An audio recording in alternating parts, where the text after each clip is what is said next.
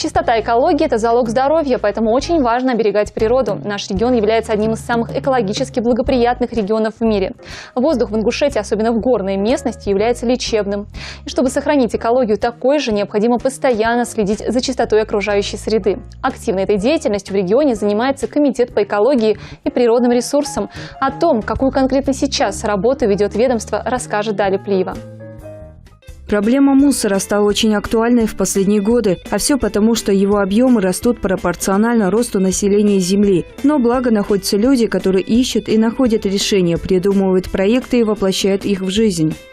По всему миру каждую минуту покупают от 800 тысяч до миллиона пластиковых бутылок с напитками. Каждую минуту откручивается около 20 тысяч пластиковых крышек. Это вдохновило одну амстердамскую компанию сделать из них классные скейтборды. Наши ингушские ребята пока не решили, что будут делать из пластиковых пробок, но идея использовать пробки как вторсырье у них уже есть.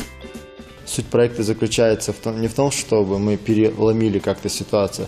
Суть проекта заключается в том, что посредством маленьких мастерских, где мы перерабатываем вот этот пластик, подрастающее поколение видело, что пластик это является не мусором, а пластик является это сырьем. Все мы видим те же лавочки, которые каждый год красятся, и, соответственно, происходит израсходование материала и, соответственно, порча древесины. Но если же, допустим, те же лавочки делать из переработанного пластика, то мы получим те лавочки, конечно, которые не придется за ними, уход будет минимальным. В 2017 году автор проекта «Школа ресайклинга» наткнулся в интернете на очень интересный проект голландского инженера Дэвида Хекинса.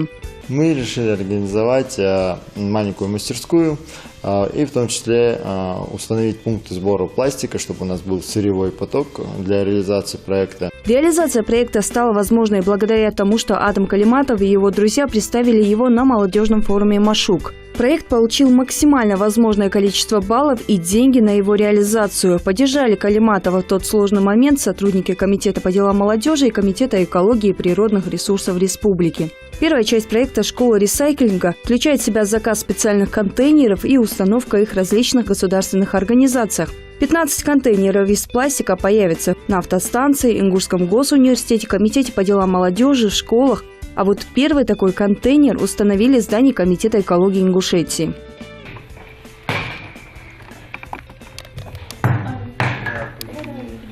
Он чем интересен? Он интересен тем, что он привлекает внимание населения как раз вот именно к этой проблеме. Вот то, что выбрасывается в окружающую среду, это пластик, это отходы, нанося при этом ущерб окружающей среде. Этот проект показывает то, что вот этот вот вред можно заменить пользой какой-то для человека. Для разработки и реализации проекта «Школа ресайклинга» его авторам Адаму Калиматову и Назиру Халухаеву пришлось изучить опыт создания таких проектов в других регионах страны и даже заграничных компаниях. В частности, ребята изучили разработки оренбуржцев, познакомились с работой подобной мастерской в Одессе. Переняли у них опыт, как у них вообще все это обустроено, как они работают в мастерской.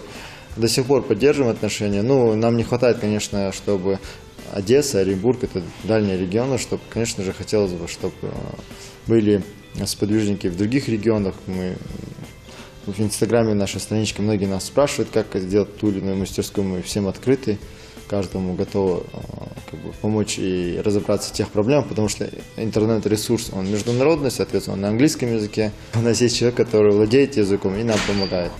В течение года эти небольшие контейнеры будут наполняться пробками от бутылок, но чтобы стимулировать людей, разработчики проведут рейтинг лучшей компании, и по итогам года им будет вручена награда «Зеленый офис», а собранный материал пойдет на вторсырье.